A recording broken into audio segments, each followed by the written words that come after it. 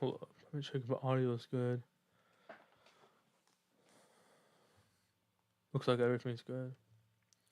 All right. What's up, everyone? Hold up. All right, I think we're good. Thunder Wolves, man. I've already rewatched like two of the games last night. Uh, looked at some stats, some stuff like that. So I've got a better idea than I did yesterday before the stream crashed. But I'm just gonna be here answering questions. I have 20 questions here, so right here. So yeah, what's up, Alan? So I'm gonna just answer these. Obviously, answer anything that you guys have in the live chat. Obviously,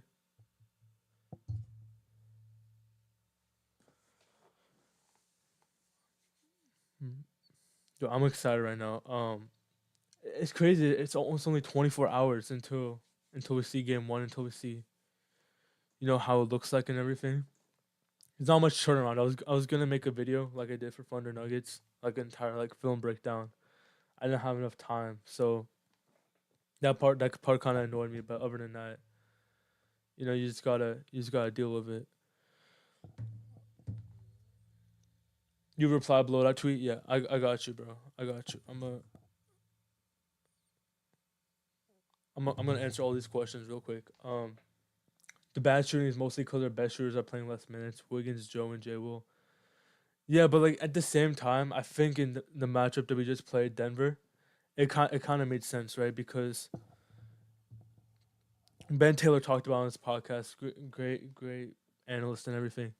And he's talking about how you really need speed against Denver. You really need like your best off ball defenders like Case and Wallace or Caruso and Dort playing heavy minutes.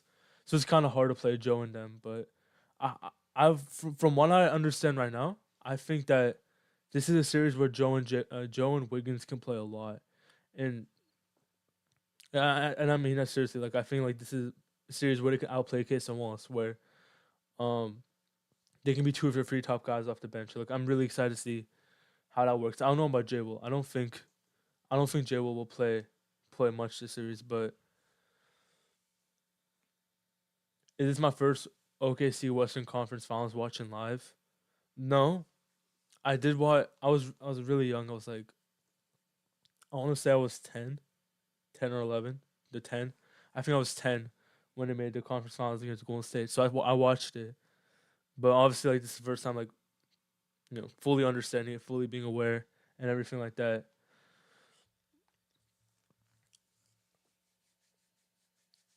All right, so I'm gonna answer some of these questions quickly. I have a bunch of other thoughts. I have like a bunch of tabs open about some stats I can look at and just talk about my thoughts about the series. But I'll answer some questions first because that's what I came here to do. All right, and obviously if you guys have anything to chat, obviously pay attention to that first. That's before the even before whatever I'm looking at on the screen. All right, you think that bad shooting was due to altitude in Denver, or do you think the lights were too bright and it'll carry on to the next round? So I think someone just mentioned it, right? We're not playing our best shooters, so I think that's one reason why. When you're not playing Wiggins or Joe many minutes, that's obviously going to hurt your shooting. I think they did have a little bit of bad shooting luck. I don't. I think they shot 25% on lightly contested threes, which is like insanely bad. Like league average is 36, 37. So like there's a bit of everything. Like a bit of every component right here. I don't think the lights are too bright. I don't think that was a thing. I do think another thing was they're running them off the line. They're against Dallas. They did the same thing, especially against Lou Dort. I don't know. I don't think Lou Dort can is honestly ever gonna be a good playoff shooter, because when you watch how teams guard him, they just run towards him and then force him off the line. And the second that Dort dribbles the ball, the defense wins. So like it's gonna be very hard for him to ever be like um a real shooter in the playoffs. So like in terms of Dort, I think he's just never gonna be a good playoff shooter just with how I think he's good when he shoots automatically, but like the thing is, most of the time they're just running towards him, and he doesn't know what to do with the ball. So I don't think Dort's an actual playoff shooter. And then in terms of the other guys, I think the issue is that Shai and J-Dub, they just aren't natural pull up shooters, and Denver was giving the pull up for almost every single time. If Jokic was playing the screen, to make sure that he was taking away the middle of the floor, the paint. But no matter what, Shea and J-Dub had to pull up for you there. They just couldn't hit. That's why Shea shot so many 3 pointers early on in the series, and then he obviously, started to shoot less because he was so cold. But like he had that shot available every single time. It is obvious we'll have a different mindset in how we defend Denver compared to Minnesota. What do you think we'll do differently? I mean, honestly, there's so many things. I don't know where to start, but like the main things are playing against a completely different type of offensive approach. I think I talked about this before, but the way Denver plays basketball offensively, they're the only team in the league that plays that way. No other team in the league plays for their center. No other team in the league plays for their big. And, it's creating everything for the post, right? I mean, outside of maybe Philadelphia, but obviously they're not in the West, so that's irrelevant. But now you're playing against. So let's see what Minnesota does well. Minnesota does a few things well. They have obviously Anthony Edwards, who now you're playing against maybe the second best pull-up shooter in the NBA behind Curry, right? So now you have to like really get over those screens, really make sure he doesn't get those shot off. And then second thing is they have a lot of good off the catch players. Julius Randle is a great off the catch. Jaden McDaniels is great off the catch. Um, Nas Reed, he's a great player off the catch. Dante DiVincenzo, they have a lot of good off the catch players, which means like you're not gonna be. You don't want to be running around on defense. You don't want to be in scramble. You want to be very set. You don't want to be moving much. And they moved a lot against Denver because of, they're trying to zone up. They're trying to get into passing lanes. You don't want to move too much against this Minnesota defense. You want to like sit your spot. You don't want to give them like momentum. They're very athletic, right? So if you're closing out hard against like Jaden McDaniels or like you're on the opposite side of the floor because they're in help, Jaden McDaniels is gonna punish. They have a lot of players who can put the ball on the floor, which is not true for most teams in the league. And yet, like Alan just said, Edwards is a really good pull-up shooter, and I think really good at understating it. He's like probably the best non-Steph Curry player in the league. So that's gonna be the main thing. I'm also really curious on how they guard Julius Randle this series. I think that's gonna be. I'm sure someone's gonna have a question in it here, so I'm not gonna completely go in depth on your question, Tracy. But like, if I could answer shortly, they're changing everything. It's a completely different type of game. Um, yeah, it's gonna be an interesting series. Need J-Dub to have an All Star caliber series. Yeah, like it's every series when you play such high level teams, Dallas, Denver, now Minnesota, you're gonna need J-Dub to show up. But yeah, this is gonna be an interesting series for him because I don't know who they put on J-Dub initially. Because they put McDaniels on J-Dub actually on times. I don't know if you guys remember. And then they put Jalen Clark on Shea. So now I don't know how that changes because I don't expect Jalen Clark to start games, right? They had a bunch of injuries. That's where Jalen Clark started. Maybe maybe they put maybe probably put Randall on him. I think Randall's like a similar body type to Gordon, and Gordon gave J-Dub a lot of issues. Maybe that's the thing they go to. How does our lineup look? I think they start off the same. I think they start the lineup the same, and then the starting five is the same. And then outside of that, like I said already, I think they can play Joe and Wiggins a lot more. If that answers your question, but do you think? I think someone answer right here. So do you think we'll play two bigs as much as we did with Denver? So let's answer both of your questions. No, no, not at all, because Tracy, right? The main thing is like you ran double big because you wanted to. They honestly were not comfortable by putting Chet on Jokic after game one. They completely went away from Chet on Jokic, and you don't want to take Chet out the game because he's so good as an off-ball defender. So what they decided to do was put J. Will Hartenstein on Jokic up until game seven, where they obviously did the Crusoe adjustment, which I'm sure we can talk about a bit later, which was absolutely insane. What they did for the most part is have one of the stronger bigs on Jokic, and then just have Chet roam and make sure he like uh makes Jokic uncomfortable. That was the main thing they did, right? So you kind of had to run double big to keep Chet on the floor. Now this series you can do. This series you have unlimited options. You can run double big, you can run Chet at the five, Hartenstein at the five. You can go completely small ball. I can see. I think against Minnesota in their four matchups, they did a bit of everything. When I rewatched the games, they did a bit of everything, and everything has like a there's like a pros and cons to every type of lineup they run. Now the biggest thing is that Rudy Gobert is a really weak offensive player in terms of he doesn't have much touch. He he has weak hands, which means maybe there's a world. Someone just said Randall, but maybe there's a world where you have like Hardenstein guarding Randall because he's a big body, and have Caruso and Rudy, so you can switch everything, and then you can also have Caruso uh, use his hands to disrupt Gobert whenever he gets the ball in the middle of the floor. You can do stuff like that. You have so many options now that you're not playing against Jokic. That's really the main thing. Jokic was the only player where you kind of just had to force yourself into playing this type of defense. Now that you're not playing Nikola Jokic, now you're not playing like a superstar big. There's gonna be much more options. I think we're gonna change it. We're gonna try a lot of stuff in game one and game two. I think they'll obviously start to settle with some sort of consistency in terms of what they want to do. But I expect to see a lot. I expect to see a lot of different things in the series. And Minnesota's a turnover prone team, right? They averaged 15 turnovers against us this year. I think they averaged 17 turnovers in round two against Golden State, which is why they didn't cruise through. They won all four games after Steph got injured, but uh, there were a lot of close games because they were still turning the ball over. Their offense was so rough. So maybe you run those small ball lineups and just completely try to force turnovers, get out on offense. Maybe that's what you try to do, but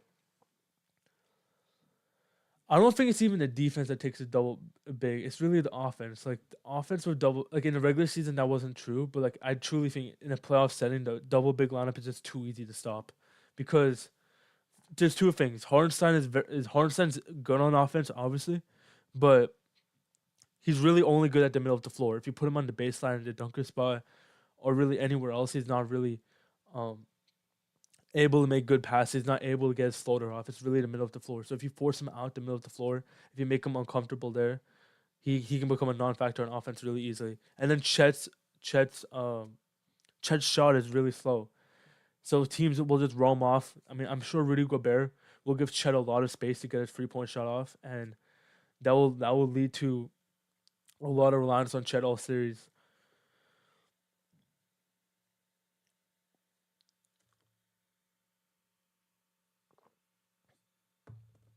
Yeah, I really do.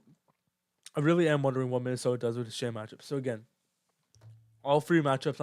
I don't know if it's two and a half, three matchups, whatever matchups I watched. Um, they guarded Shea in a bit different way. The Minnesota loves to play man defense. They love to man up. They did the same against Luka Doncic in 2024. And I believe the first round too, when they played him in the conference finals. Basically let Luka just play off switches. They're like, okay, we're gonna switch everything, but now Luka, you have to be our help. So I think Shea's gonna get some one-on-one chances, but it's gonna be against them loading up, right? You're gonna have Anthony Edwards sitting at the nail, making sure Shea doesn't drive. So if anything, I think Shea's gonna get a lot of like step back frees off this series. And I know not everyone loves a step back freeze, but for the most part, when he has space, it's a good shot. For the most part, it's a pull up freeze where he's just walking into them. Those are a bad shot. But those step back frees against Julius Randle, against Gobert, um, or maybe even like a Mike Conley, like whoever he gets a switch on, I think he's gonna be able to get that shot off a lot because they're gonna be playing to prevent the drive. So I think I'm expecting a lot of 3 point shots from Shea this series. A lot of 3 point shots from Shea this series. Um, but biggest thing again for this team is how can Chet perform offensively? Will Chet be able to make his open jumpers? Will Chet be able to uh, make shots in space? Because I expect Gobert's just gonna be sinking down in the paint a lot of the times, preventing the drives and making and they're just gonna dare Chet to beat them. They're gonna just dare Chet to beat them. That's gonna happen a lot. Um I don't know. We can try to see if there's like any clips here of Chet shooting like 3 pointers that are pretty open. But um also another thing they do, they don't have Rudy in this game. I'm pretty sure. I have a game where they have Rudy in. I can probably show that. They love to put wings on Chet Holmgren. They love to put wings on him because then at that point they can just switch everything. If Shea or Jada want to get in a pick and roll or pick and pop, they just switch everything, and then there's just nothing being created, right? Because you have Edwards on the ball, McDaniel's off the ball, and obviously I think Chet makes a shot here. Yeah, you can take advantage of that with playing double big lines. But for the most part, again, McDaniel's and Reed will be will absolutely neutralize Chet. He's not skilled enough offensively right now. So will Chet be able to make those open 3 pointers? He's gonna get the series. That's the that's a big question. I'm trying to see if there's an example, but like it might have not been this game. It might be last year because like that's when they played against when Rudy played against Chet last year. I think that's where we have a lot of examples of them roaming off. Rudy didn't play in this game, so Chet didn't play. Chet didn't play in most of these matchups. I think this is the only matchup he played all year. I don't know if Minnie will pressure Shea similar to how they're. I don't know. Feel like Murray. I don't know if they can because like Shea's so good downhill, and you can't really speed Shea up, right? I know what you're saying, but like I don't think they'll be able to. I think Shea's just too good at beating that. They might try to wear him down. I could see it, but like no, I just think Shea's too good with the pacing stuff for that to happen. What if they put Rudy on Dort and just help off of him a lot? Good, that's a good question. So if that happens, what you again? This is gonna be every Thunder playoff series. This is not exclusive to this Minnesota series, but like every single playoff series the Thunder play with this type of team is gonna come down to if the defensive guys can make the 3 point shots. And I'm sorry, I might be too close to my mic. And when I mean defensive guys, I mean Alex Caruso, Case and Wallace, Lou Dort, right?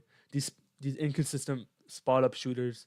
It's gonna come down to that a lot. Cause like if they put Rudy on Dort, is again you can play off you can play off that matchup by just Dort hitting shots, but you can also try to bring uh Dort in screening actions, right?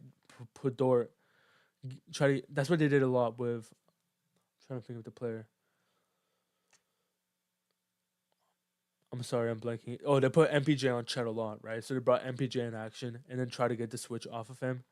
They can try doing that and then just try to get Shea on a big or just get Shea in space or make sure Gobert extends out and it's like uncomfortable. But there's really not much you can do outside of that. You kind of just have to hope you can play them out of it, and most of the time you can just off spot up shooting because when a big is on a small like Dort or Kaysen or Crusoe, they have to leave a lot of ground just by by the tendencies of rim protectors. So most of the time that's why teams don't run it for so much because eventually the numbers pay off and whoever it is, Dort in this case, will eventually start hitting those 3 pointers. But yeah, yeah. Again, Minnesota's also like Minnesota's honestly perfectly equipped to beat the maybe not to beat, but like to compete with this type of team in terms of having the different options they can throw at him, throw at us. They have a lot of good off the catch guys to counter our really speedy defense. Like they have a really good team to compete with us. I would say the only thing they're missing is like a true high level playmaker. I don't think Anthony Edwards is at the level yet. But outside of that, they have a lot of the components you would want to beat this type of team. This has to be a series where they decide Dortmund to be distributed if he isn't playing good. Yeah. Uh, we can look at this real quick. How Dort did against Anthony Edwards this season. We can go regular season. Go to offense. So Dort guarded Anthony Edwards more than any player in the NBA this year for 29 matchup minutes. And in those minutes, uh, nothing extraordinary, but he limited. And I would say this is probably the number one thing, right? If you look at players with comparable minutes to Dort, which is like above 20 minutes, almost all of these players that Ant was matched up against, he got over 20 shots against. Almost all of them outside of Amen. And for Dort, you really limit Anthony Edwards' shot attempts, and that's really the main thing with him, right? I think Dort's really good against these pull up, step back, free reliant players. I think that's why he did so good against. I'm blanking James Harden in the day, right? Because Harden was trying to get that size up in the step back free every single time. I think similar to Edwards, he's really good at reading those type of players. So I think he's gonna be good at limiting his downhill attempts, limiting Edwards getting into the paint. Obviously, it's a team defense thing against Anthony Edwards, but I think compared to last matchup where I thought Dort played really bad against Denver. I'm not gonna lie. I I know he had his nice little run in Game Five, but I didn't think Dort played a good series at all, defensively and offensively. I just felt like he was out to play too much, and once he was screened off, he didn't really have the same impact that Caruso or Wallace had off the ball. But I think this is a matchup where he's playing against like a, how do I describe it? Like a more perimeter, isolation heavy player. I think this is a matchup where he can have like a good impact in. I could see Dort having his best playoff series by far in terms of impact. But yeah, it really comes down to like like Nate said, if Minnesota's just gonna live with Dort beating you. That's probably what's gonna come down to. What I noticed is that Kaysen shot 38% and Caruso shot 43% from free. No, that's the main thing. That's the craziest thing. It's really not even being the defensive guys, which I thought it was gonna come down to so far. It hasn't really been. It hasn't really been on them. It was really the starters. Shea sucked from free until like the last two games. J Dub could not. J Dub was awful from free. I don't even. He was like airballing some shots. Chet couldn't. Chet couldn't shoot. He shot 22%, and then I think you said it. Wiggins and Joe. Whenever they did play, they didn't play. Didn't shoot well either.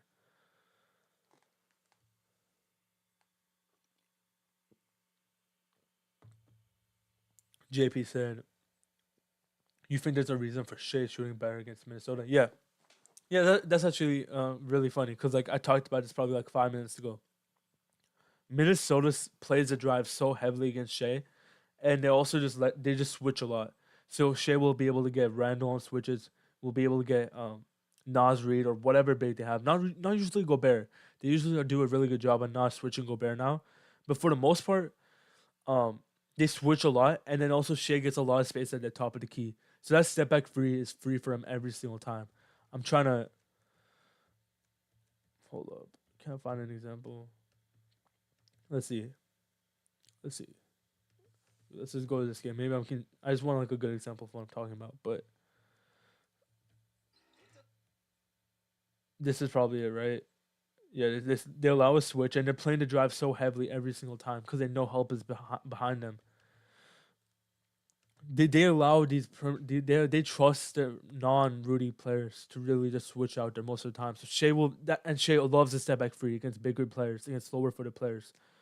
So again, 50% from free JP is obviously never gonna be sustainable. But like, I do think there's a reason why Shea shoots so many more 3 pointers, and why he does better against them. It's kind of like they're letting him get that step back free whenever he wants. They're fine with him getting that shot, and Shea understands that. We need to stop them missing the free throw stuff. Also, yeah, that's not fun. That's not fun. Who do you think? Who do you think will be Shade's primary defender? Nickel Alexander Walker, or do they dust off Jalen Clark, who hasn't been playing much? Yeah. So no matter what, I mean, they might do it to start the series just because he is their defensive, my bad, defensive guy. But no matter what, they haven't trusted Jaden McDaniels against Shea since last year because Shea just absolutely destroyed him. Actually, you guys want to look at this right now? We can probably do it. Um, we can look what Shea shot against specific Minnesota players if you guys want. And at least I remember that Shea's like completely picked apart McDaniels the last few years. So I think no matter what, I think they're gonna give him Nickel. But Nickel Alexander Walker has been so bad offensively this postseason. Like he's been near unplayable. Um, I'll also pull that up right now. Like Nickel Alexander Walker, 3 point percentage this playoffs. Like he's been really bad offensively, shooting 35% from the field, below 30% from free. He's been like, again, his minutes I believe have gone down a pretty significant amount. So I don't really know what their option is between Nickel or Jalen Clark. They're really two poor offensive players right now, and I mean I do expect them to trust Nickel to get out the slump. I mean I don't think they're gonna just give up on him over two bad series, but like same time no matter what, they're gonna have to play a weaker offensive player, which is obviously an advantage for the Thunder. No matter what, you get someone else who can try to play off the floor. So we can see let's matchups, players on offense. Oh, this is playoffs, regular season. Okay, so regular season McDaniels did fine, I guess. 8 of 17. Shade shot pretty good against them, but not outstanding. But yeah, Jalen Clark was the one who really disrupted him. If you guys remember, 5 of 17. The thing is, Shay's really good at drawing free throws on him because he just plays an extremely aggressive style. Jalen Clark will put his hands on him every single time, but if they're not calling a foul, he gets away with it a lot of the time. That's what Christian Braun was able to get away with, just being physical with Shea, getting his hands in there. So yeah, Clark was really good against Shea this year before he got injured. I do think Shea started to exploit him. He had like 16 free throws in his second game against Clark, just doing a rip through every single time. So he definitely adjusted. I don't think Shea was like doomed against against Jalen Clark, but like he's definitely the best option in terms of whoever they can play right now. I also would not be surprised if Anthony Edwards takes the challenge. Yeah, I think Edwards will probably close on Shea. I think that's a good point. He will probably close on Shea. So they're not gonna have and guard Shea for like uh 4 quarters. They're not gonna do that. But like once they need to close the game with better offense, I think they put McDaniels on J Dub and then McDaniels on J Dub, Randall on Chet probably just to like prevent switching happening, and on Shea. If I remember right, Ant's done a fine job against Shea. He again he's another very aggressive player. He's kind of like Westbrook, where where is it? Shit, Shea shot. I think gets a lot of blowbys on Ant. I remember that Shea gets a lot of blowbys against Ant. Nickel Shea did really good against Nickel. I think Shea kind of understood Nickel. He kind of can get the shoulder bump whenever. I remember what I don't know if you guys remember, but Nickel really disrupted Shea in the playing game, but he's done pretty well against him. I don't. It really is Clark as their best defender. Edwards in late game situations, but then Clark to begin. But I don't know. Like Jalen Clark just hasn't played this postseason, right? I think he's played like 10 minutes. I might have checked the other day. Is that his name? Clark playoff minutes.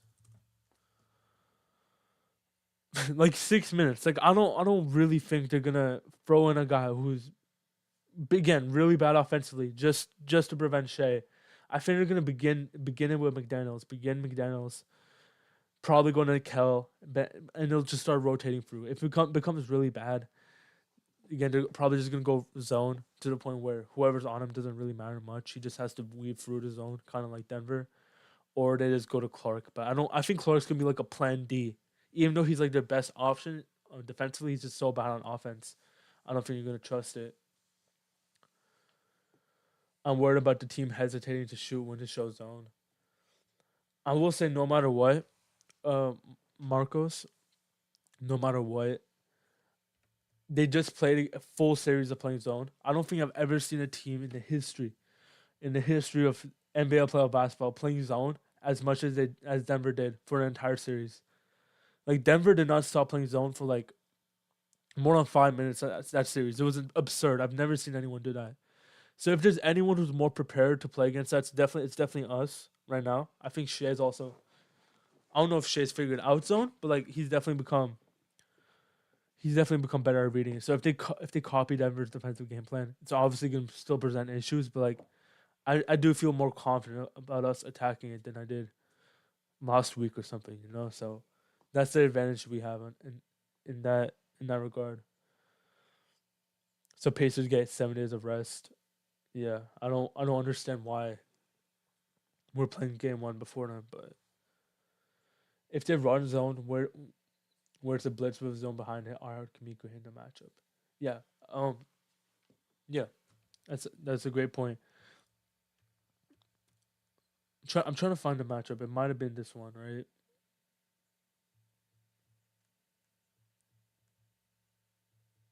Yeah, this is the game they lost. Yeah. Hornerson was great as a playmaker in this game. Just getting off the blitz. I don't know if you can blitz Shea really because of Hornerson. I don't think that's why. I think that's why teams don't do it anymore. Because once you blitz Shea, I'm pretty sure the Thunder have like one of the highest um, points off of it. They have like 1.25 points, every time a team blitzes Shai. I don't know the exact number, but I think I think no matter what, again, they could try that JP. They did trap us. I think that's why they won this game, right? They started trapping Shai a bunch and just he turned over the ball a few times, some stuff like that. But like I don't really know what the big dynamic in the series is gonna be. Is it gonna be Hardenstein at the five? Is it gonna be Chet at the five? Is it gonna be both of them? Is it gonna be small ball? They have pros and cons for everything. I can go through all of them if you guys want. I'm I still am gonna answer some of these questions first, but like I think no matter what, the Thunder will be able to find some sort of offensive advantage through like however they structure the front court.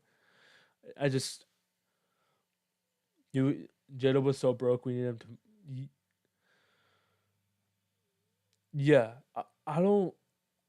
Yeah, Jada's 3 point shot is really worrying because the pull thing is never hasn't was never good this year. But like him not being able to catch and shoot 3 pointers really changes a lot because the Thunder don't have many. This I'm gonna say it frankly, right?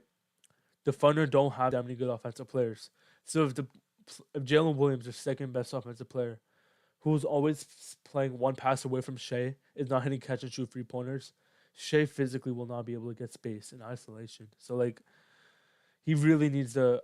It might be a wrist injury. That's what I've heard, just from nothing confirmed. But like that's just what people are saying. I don't know how much that's true. I don't think we've heard anything, but you just gotta hope that he shoots better than that. There's really nothing else to say. Do you think we see more Joe in the series? I don't know if we see more, but I think we can. I think we can play Joe more because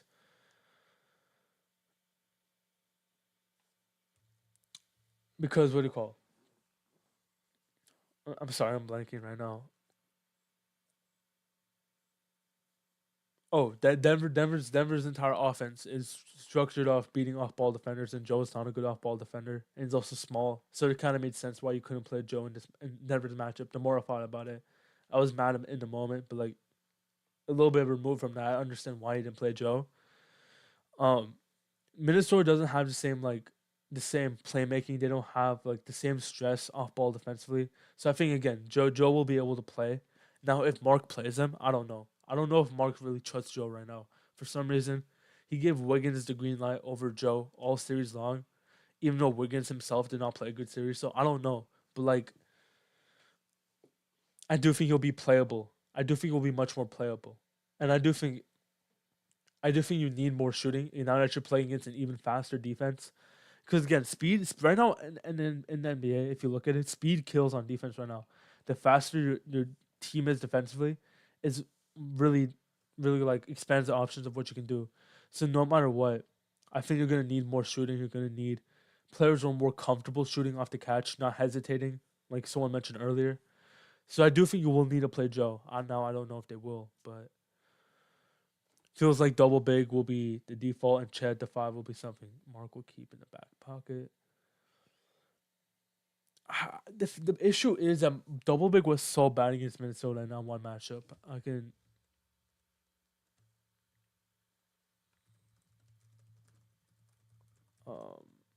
try to think February 13th, right? Oh my god, 5. All right, is it this game? All right, this game. And the Thunder the Thunder's offense was completely horrible because they started this game with double big. This is the only time. No, I lied. This is one of the two games that they played double big together. The second game they did great, but first game, um, Minnesota did a lot more putting the wings on Chet. They did a lot more of that, and Chet was awful in this matchup offensively. If I remember, I don't know if the stats represent it, but he could not read the floor at all. And again, they have so much length. They have so many wings. They have so many like fast players. It's so hard for these bigs to stand to like get over space for these bigs to score really. So I don't know if you can like you start the games with double big, but I don't think it's like the Denver series. Right? I think Mark will be comfortable benching or whatever, and I don't think it's obvious. Like I know most of us will be like, if you're not playing double big, obviously you have to bench Hardenstein. I don't think it's like that. I don't think you have to bench Hartenstein. I think there's a situation where maybe Hartenstein at the 5 is better than Chet at the 5. Because at the end of the day, as good as Chet is, there's two things, right? He's not a great rebounder still. And second, he's not reading the floor really well. So like if you put Chet at the 5, they'll automatically start to blitz Shai. They'll just blitz Shai every single time, and it's forced Chet to make a decision. Well, meanwhile, Hartenstein, you cannot blitz Shai because Hartenstein has the middle of the floor locked down. So I do think there's a situation where Hartenstein at the 5 is legitimately better. So I don't. That's why I'm keeping such an open mind with this big matchup. I think I was really like set on what I wanted the Thunder to do against Denver. I really don't have a preference right now in terms of how to situate the bigs. Joe can fit in bench lines versus Randall Ball. Put Joe Evers one pass away is pretty good damn situation. Yeah. Yeah, Joe was great one pass away. And I think there was a lot of plays, game 7, where they had Wiggins one pass away, and I think Wiggins did a pretty poor job scoring off of that. He missed some shots, some bad closeouts. So I think replacing Joe with Wiggins in some of those situations could help a lot. Yeah, this game was not really a great representative of like. I didn't really pay attention much in this game because like it was a back to back last game before All Star break. A lot of weird situations, but I do think it exposed some of the potential issues. So again, we only have so much of a sample, so you kind of have to look at everything gingerly. Am I not? You're not concerned about Chet's catch and shoot, a number season of 22%. I am. I am. I know I focus on J Dub.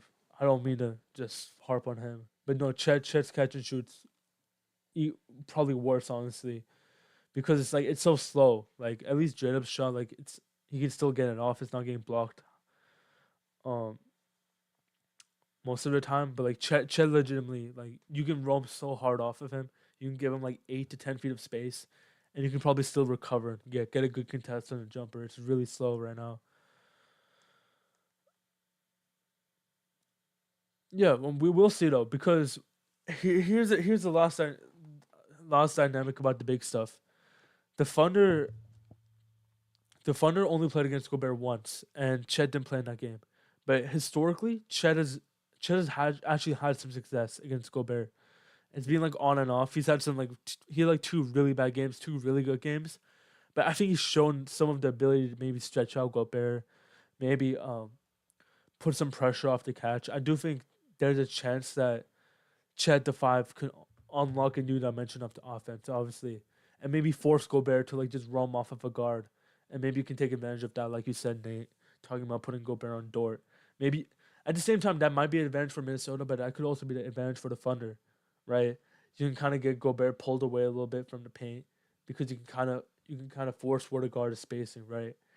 And I mean, if they're gonna completely leave Dort, if he's gonna completely leave Dort or case him wide open, then you just gotta hope they make it, right? Like he's not gonna do that. He's still gonna be at least somewhat away from the paint if he's guarding one of the defensive guys.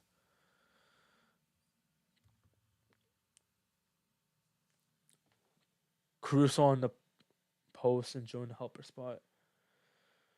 So yeah, the Randall thing, the Rand actually I know we're all talking about Anthony Edwards, right? Because like I feel like that's like the biggest, Minnesota player, best Minnesota player. But honestly, you can argue that Julius Randle has been Minnesota's best player offensively this postseason. So like I kind of want to talk about like how do you defend him, like that part of it. And I think we can try looking at that. Said something, Alan. My bad. I didn't realize. My bad. I didn't say something. But maybe we can look at matchup stats real quick. Just that's okay. All right, my bad. All right, we can look at Randall. I think he's only played 2 games against the Thunder. Maybe one. I don't know if we have any, but actually, I'm not gonna look at these because they only play one. My bad. They only play like one. They only play 1 game against them, so it's kind of useless. But I think Nike's Duncan probably put something on Randall today that I can probably look at right now.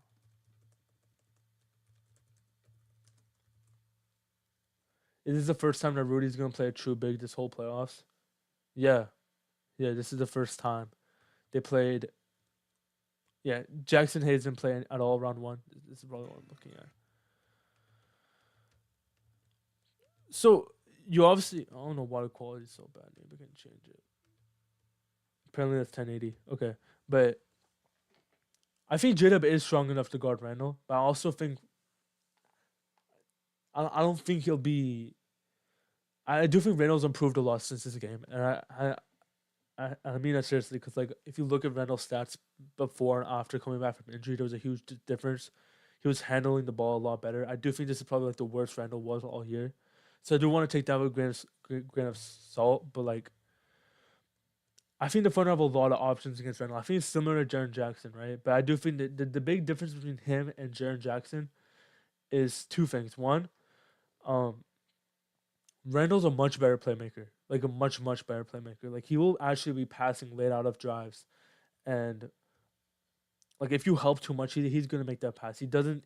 He's not like New York Randall anymore, where you can bait him into bad shots. He's legitimately become a good playmaker. That's why he's being so efficient all postseason. He's not really forcing these bad shots off. So I think that's the big difference, and I also think Randall's like a like much better face up scorer. Like he can shoot over you. So I don't think the guards on him will be as at least like Kaysen in this case, maybe not Caruso, right? But like I think Caruso would do a good job on Randall just because of honestly I just trust Caruso in every matchup. That's really the main thing. It's not even a Randall thing, but I don't think someone like Kaysen. We'll see this play, but like I don't think he'll be that great. Like he's probably just not strong enough. Like Randall will just be able to score over the top of him. You know, Dort's obviously another option, but like again, I think Randall can shoot over the top of you a lot better. And then again, he doesn't force a lot of bad shots off. Um, you can look at this. J-Dub does a lot because he has the core strength and he also has the length to kind of disrupt you from shooting over the top. So I think J-Dub's the obvious matchup for Randall, but also really interested to see do they play Hartenstein. I think Hartenstein has played against Giannis this year, and Randall's not Giannis, but he's also like a bully ball type of player, right? So maybe you can completely just take away Randall's physical advantages by just putting the big on him. I think Hartenstein can move well enough in space to the point where you can trust him guarding Randall. Um, like he's always done pretty good against these like bigger forwards. I think, yeah, I think it's just gonna be J-Dub and Hartenstein. Maybe you throw Chris in as like a curveball. I think similar to like the Jokic dynamic, right? I don't think you start with Caruso, but like he's also like an option you can throw at just to like create like a ultimate turnover generation. It's an interesting play. Repost. That's really good by J-Dub. I don't know if Randall makes that. That's a great shot. Again, he's a very good shot maker now. But like this is some really good stuff from J-Dub. Like keeping his balance there. You think Jalen Clark will get some minutes? He was playing great against Shai. I don't think so. I just think he's too deep in the rotation. I think that's like again like a plan C or D for Minnesota. I think they'll start with McDaniels, try to probably put Nickel in bench lineups, put Ant on him in the clutch maybe, and then obviously they'll try zoning up as a plan B. I don't think Minnesota's going to start the series playing man. I think they're going to try. I mean, playing zone. I think they're going to try to start the series playing man, like they usually do, and then resort to playing against zone. I don't think Clark will be. I don't think they want to play Clark.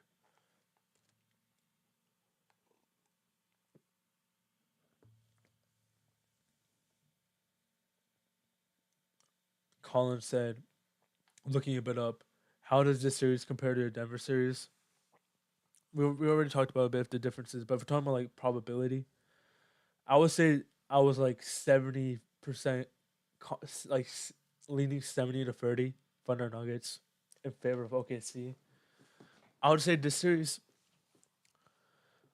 Well, actually, I think the Denver matchup is harder for. I'll say that I think the Denver matchup was harder for the Thunder, but also now I'm a bit lower on OKC after that series. I'm just a bit lower on like their offense, right?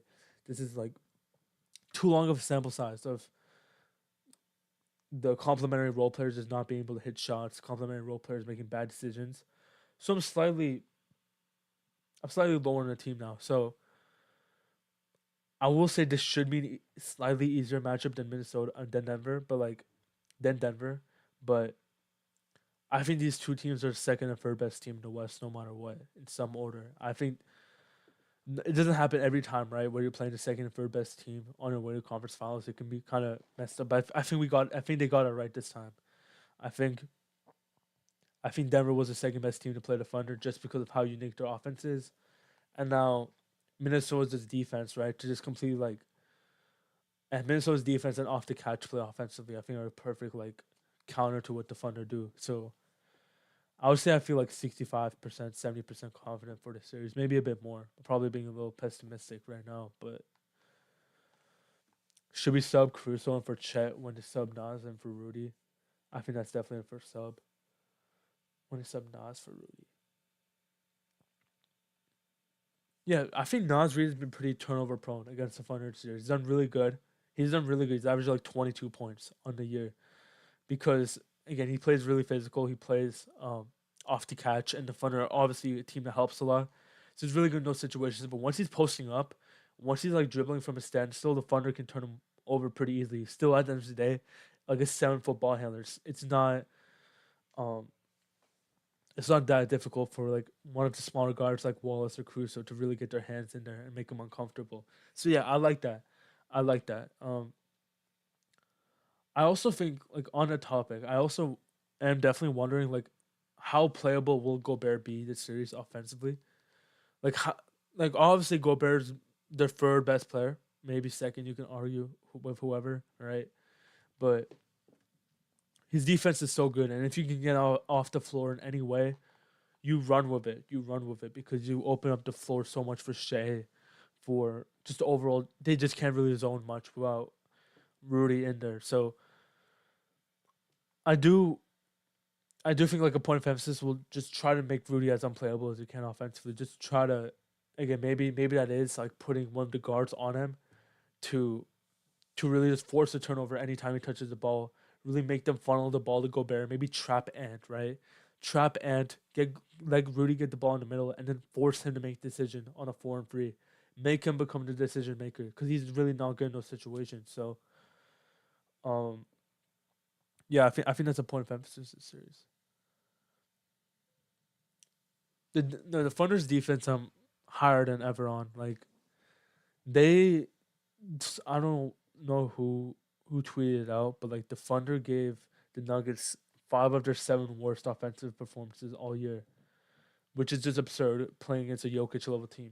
Like could be an ugly series. We were making layups over Jokic. Yeah, this team is just not very good at finishing at the rim. I think that's just something I've come to terms to. I've kind of just admitted defeat. Like the issue with this team in terms of like just finishing on that topic is like they have a bunch of under the rim finishers, right? Like they don't really have like athletic vertical guys like big wings. Like outside of J-Dub's like the only player who can really like finish over you. Like even Shea was like one of the best players maybe the best player in the league, maybe like the one of the top 3 or 4 finishers, maybe the best at his position. He's really still not even finishing over you, right? He's finishing around you. They all play finesse. Like Kaysen, Caruso, Lou, Shea, Wiggins, Joe, like they're all finishing around you. They're all doing reverses, right? So like it's very hard for us to take advantage of like poor rim protectors. Poor rim protectors. We really just have to take advantage um of like getting to the paint, drawing fouls, stuff like that. It's really hard for us to like truly dominate the series inside. Even Chet himself, even our bigs, which is crazy, but like even Chet himself, he's not a very um, good finisher through contact. He's not really looking to finish through contact. Same with Hartenstein. Hartenstein shoots a lot of floaters. He doesn't really go up with layups or like attempts to around the rim. Like all these players, they're really not contact finishers. So that's really the reason why they can't dominate bad rim protectors. Why are the Thunder the most hated team I've seen online? They scare over fans, man. I don't know what to say.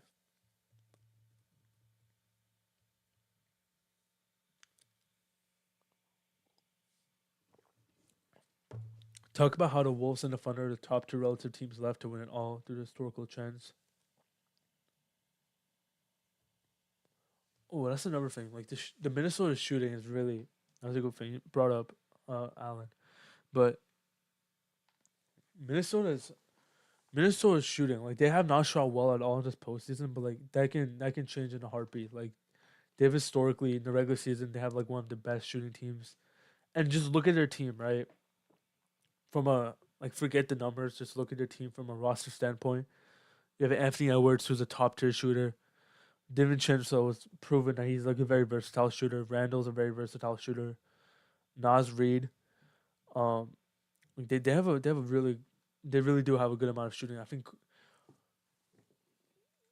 you know who someone we haven't talked about, Mike Conley. That is something the Thunder are gonna have to um take advantage of the series.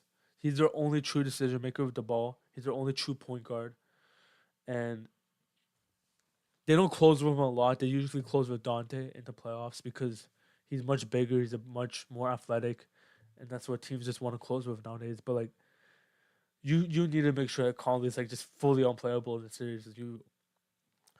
They're very comfortable switching them onto players, but then like just sending a bunch of help to just protect them, kind of like what New York does with Brunson, where sure we'll switch Brunson onto Tatum, but we're just gonna make sure that like you're not gonna be able to score in isolation. You're gonna have to make the pass.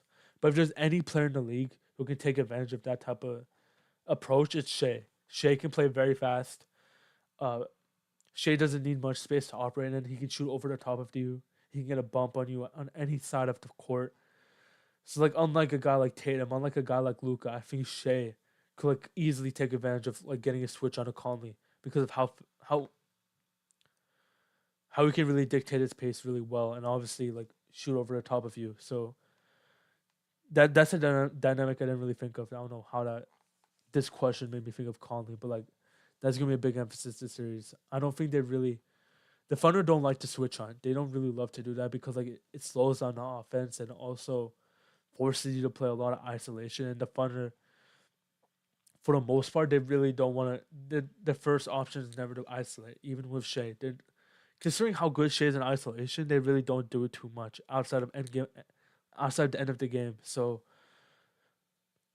they didn't do it until Game 7, where they started switch hunting MPJ a lot. They started switch hunting um, Murray into actions a lot more. So I'm interested to see if they will like if they'll bring Conley into action a lot more early on in the series and be fine with slowing down the game. Part of me wonders. Yeah, I'm at this point. It's kind of funny, but like the Thunder are kind of experienced now, right? They played 4 playoff series with this core, and 4 is a lot. I don't. That's a lot. Like for basically they ran identical rosters, right, and just added 2 players. Like for the most part, the 4 series is a good amount of a core. That's a full championship run. Like they're fine now.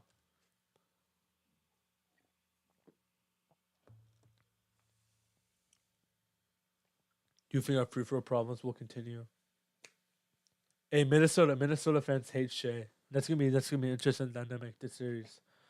Um, they they they yelled free throw merchant chance at Shea last time he played there. So I don't know about free throws how we shoot on them, but that just made me think of that. MPJ for Paul George. I don't think you're getting much of an upgrade there. I'm not gonna lie. It's kind of just feels like you're going circles. All right.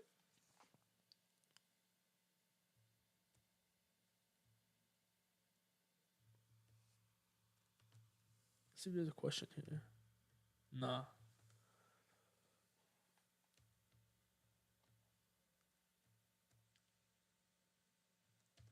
All right. If we can do something real quick, we can look at. I think this is that one I wanted to show. So during the regular season, nah, I saw that. I'll talk about that. I'll talk about that in a second. RJ. Oh, that's a good thing to bring up. If we look at the regular season, we can do all right against Minnesota. How did specific players look on the floor? Hold up, I did it wrong.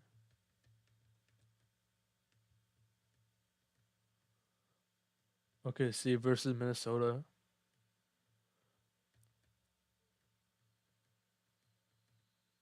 All right.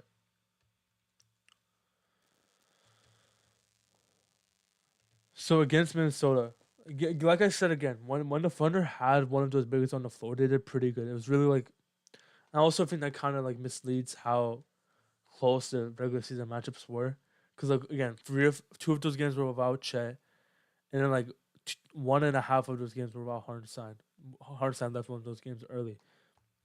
When they had Chet or Hartenstein on the floor, the Thunder's offense was great, which is why again I'm not leaning one way or another too much because I think they closed the second and last game, the second and last game with Chet at center, and he was really good at spacing the floor out. He was really good against Shea space late in that game, and obviously Hartenstein gives you like the blitzing valve. I don't. The defensive ratings are kind of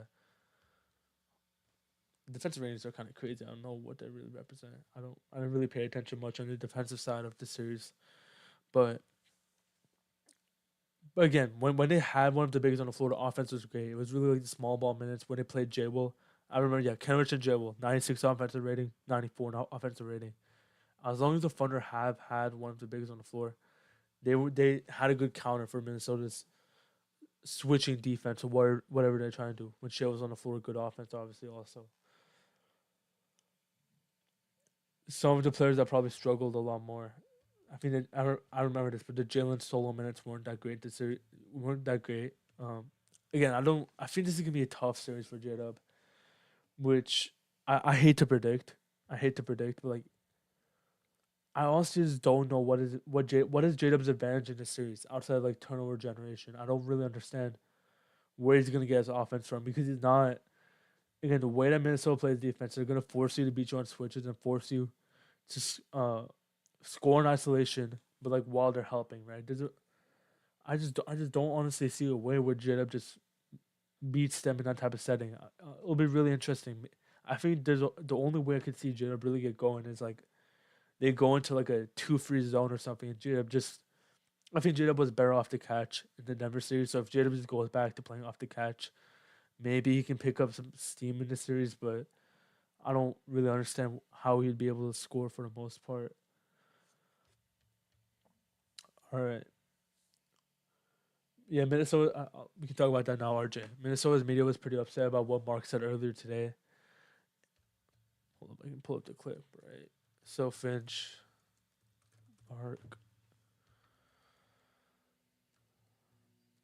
Mark Dagnall on the possibility Chris Finch tries to pl- pl- politic the referees in the playoff series like he's previously done.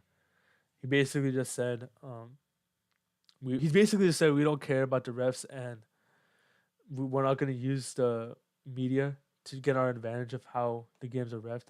I thought that was pretty funny. Um,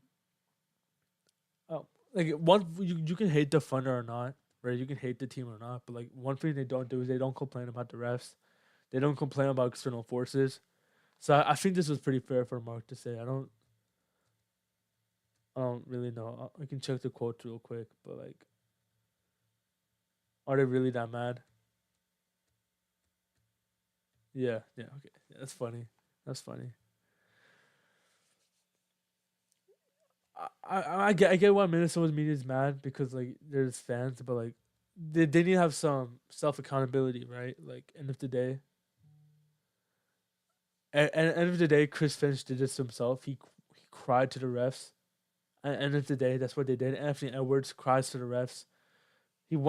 Anthony Edwards went to ESPN after I don't know if it was beating the Thunder or losing to them. I don't honestly know, but they played like back to back last year, and he went to ESPN talking about how it's hard to defend Shea when he gets those calls. It's very hard to guard him because of the calls. Like you kind of put this onto yourself, you know. I understand why they can be frustrated, but like you got to be serious here, you know. If we win this series, we're gonna have yeah, yeah. That's actually crazy. Yeah, 6 playoff series if you go to the finals. What are 2 or 3 things that you attribute or players or attributes you'll remember most about Shea's MVP season? I saw that question on Twitter. That's a good question. Um, I think Shai scoring 50 points 3 straight Wednesdays will forever be engraved in my mind. That's I never thought that was possible from a player to just like go out for a Wednesday for like a full month and just drop 50 every single time. That was absurd. Um, the takeover game against Boston both times, those were really fun. The game 7, the game I think it was game 5. Like there's a lot of things like I could go on and on, but like those are some of my favorites. Why do why do why does every team hate the Thunder?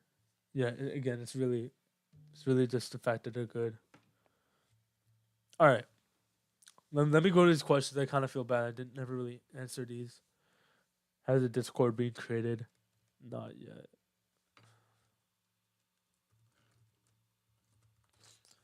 Um, is there appropriate pro birth control chant for the Ant Man?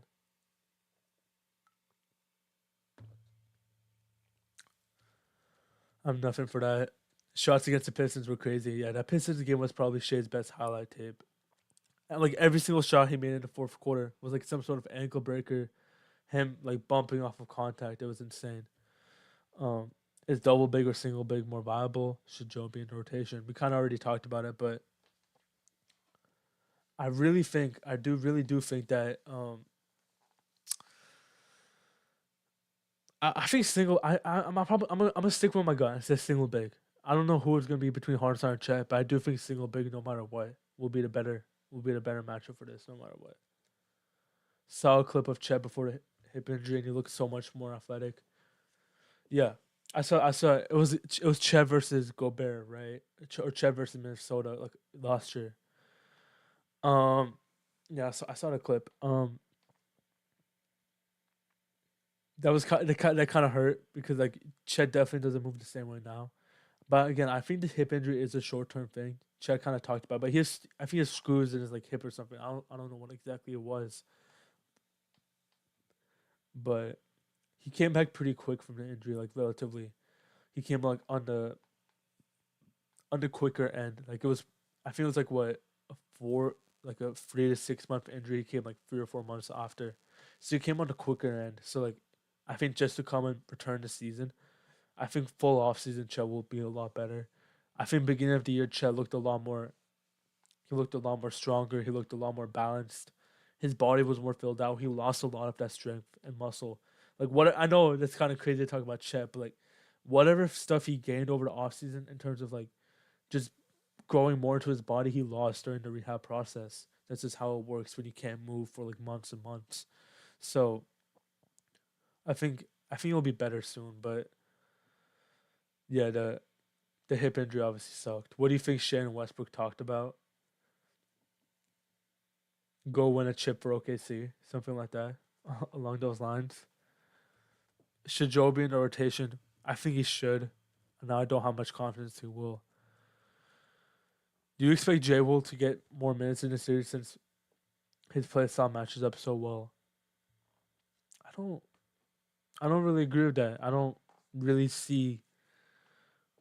I don't really see where Jay Will would really like what Jay Will would really do in this series. If that makes sense. I don't really know what different he would bring that Chen Hartenstein couldn't provide with you. Like last series, he brought you like a true brick wall against Jokic and some 3 point like shooting if Jokic is sinking deep in his zone. I don't really know what J Will does in this series. I think it's really just like a Chen Hartenstein are gonna play almost every minute type of series, if anything. Falls on the 8 man rotation if it should carry on possibly the last 2 games on the way to a chip. Yeah, we could look at the rotation for game 7. Yeah, I don't think Jay will plays at all, honestly. I was kind of shocked to see that comment. Yeah, so Thunder played 8 man. All these guys didn't play really. Again, I don't. My main thing is Wiggins and Joe. I don't really understand why Wiggins played so much more over Joe. If because like at the end of the day, Mark is so comfortable with these first 7 guys. Um, I think Cruz is gonna play so many minutes this series. I think Cruz has just earned Mark's trust completely. Mark loves Casey Wallace too. I think if I had to say like Mark's favorite players on the teams are definitely these defensive guards, right? I just don't think there's any way they're not playing above 20 minutes over a full game. I think that's just how it works. Now, I don't understand why Wiggins played so much more over Joe this series when they're both kind of have the same issues defensively, and I just think Joe's much better shooter. But yeah, I can see the top seven of the rotation remaining, and then maybe Joe and Wiggins split minutes for 8 and 9. Yeah, the Denver series was a matchup thing for J Wall. Besides Shea, who do you think needs to step up the most this series? I think the easy answer is J-Dub, but I feel like that's every single playoff series, so I'm not gonna say that. I think it's Chet, because again, I think there's gonna be a lot of moments where Gobert is daring him to score. Gobert is daring him to punish him outside of like playing deep in the paint, playing deep drop. So I think Chet making shots could completely change the series. I think it could open up Shea's game a lot. I think it can open up the 2-man game between Shea and Chet. So I think it's a Chet series, not a question. But I can't. Yeah, I don't like Chris Finch, man. I just think crying about the refs after any game as a coach is just kind of like just some loser stuff, man. What do you think this matchup will be against? Who do you? What do you think the matchup will be against Randall throughout each game? Yeah, we kind of talked about it already, but damn, okay. I don't know what that means, but again, if they're running double big, they kind of have to put Harness on Randall. I just think that's how it's gonna work, and then you kind of just have to hope that Chet can hold his own against the boards against Rudy, because you don't want to put Chet against McDaniel's. When they did that in the regular season, Chet did really bad chasing around screens. He looked really slow. He just cannot chase McDaniel's on the perimeter. He cannot really stick with him. So I don't really think you have any other options instead of putting Hartenstein on him in the starting lineup. All right. Do we run a double big in the series to compound Randall Gobert? Yeah, again, I think just start double big and then the small ball is the final option. All right, I think I've already answered so many of these questions already, so this kind of feels repetitive. So I'll just leave it to chat now. I'll kind of ignore Twitter for now, unless we get like some new questions. Um, oh, NBA MVP announcement. So I was, yeah, I heard from someone that like they're expecting it to be what am I trying to say? Expected to be announced sometime game two. I think day before, and then he gets the presentation game two. I think that's what the expectation is. It's not happening tomorrow, no matter what. NBA MVP. It's gonna be Shea. It's gonna be Shea. I think. I'm pretty confident it'll be Shea, but yeah, I'm picking OKC in six. I'm picking OKC in six, just because I think there's another thing, right? Shea takes a while to really figure out playoff series. You look at Dallas, you look at Minnesota. It really takes him like the first three games. He kind of fills them out. He fills out the defense. 4, 5, game 4, 5, and 6 and 7. In Denver's case is where he really turns it up. The second half of the series. So I think first half of the series, Shea might like just not dominate really truly. But I trust Shea to close out the series by the time it gets to game 6 or 7. At this point, I think that's one. I think Shea's kind of like LeBron in that aspect, where the first half of the series will be much slower for him, and then he'll just adjust to the coverages, kind of how, kind of like how LeBron does. Do you think Shea will cry when he wins MVP? I don't think so. I don't think so. Honestly, I just maybe it's me. I just can't imagine Shea ever crying. It's that type of thing.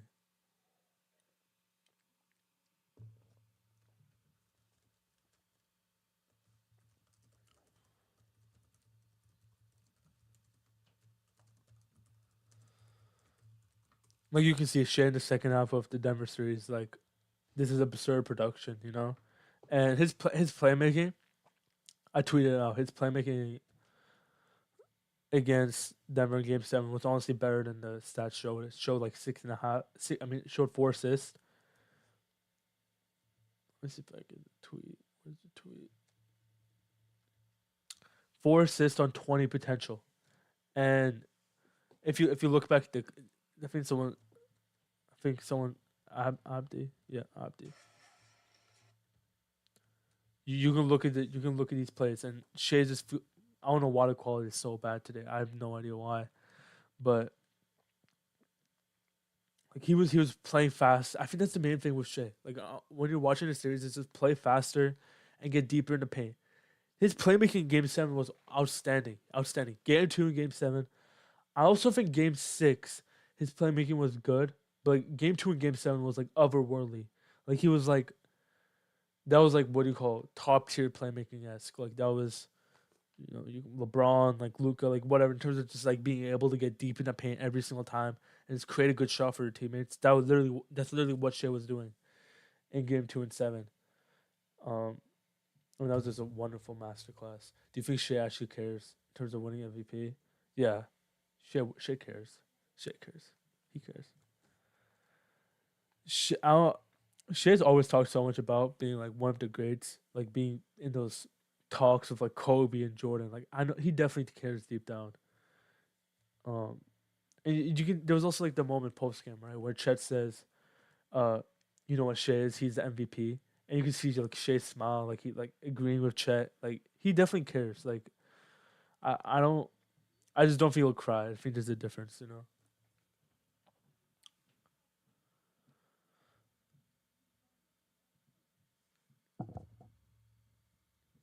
Again, anyone watching like the stream, obviously subscribe.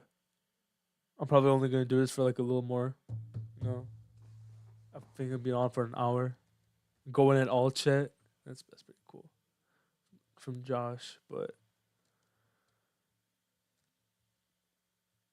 if you guys have any final questions, let me know.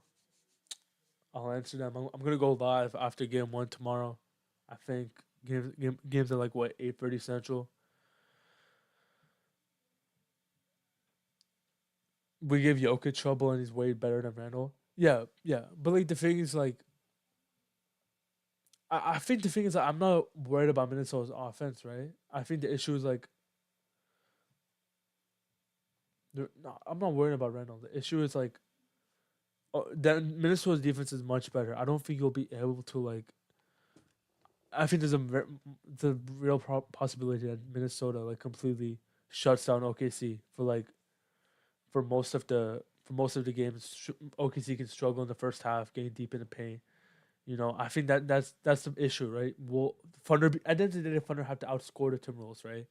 So I don't think it's a Randall issue, but like if Minnesota can slow OKC down, get them in the low 100s, then obviously like it's a margin. It's like will you be able to completely shut out Randall? Because that's what you have to do if Minnesota's defense gives the Thunder issues.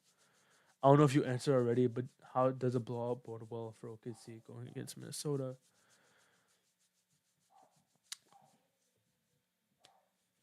Uh, I don't have a response for that, honestly. I I wish I did, but does a blowout win bode well? Man, end of the day, they're playing off short rest no matter what. I think what does matter, Tracy, what matters more is that they're coming off a series where they played against a lot of zone and a lot of tough defensive coverages. I think that's the main part. That they're going to be prepared. There's nothing that Minnesota's going to do that's going to completely throw them off guard. If they throw man, the Thunder have played man a lot in the regular season.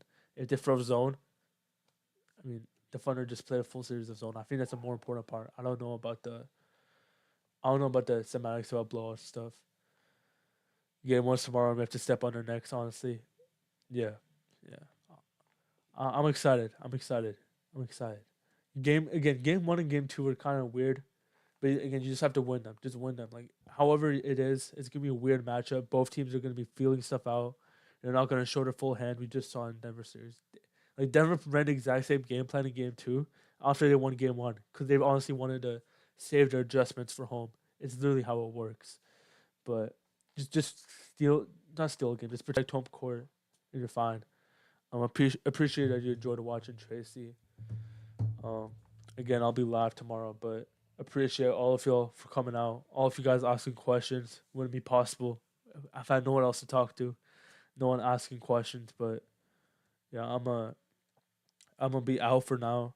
I'll I might make a few tweets later tonight, just talking about the series because I'm gonna be watching more. I'm gonna be watching more tape. Maybe if I have some time, I have some schoolwork to do first. But again, appreciate all y'all for coming out. Again, like and subscribe. I'll be here tomorrow after game one. But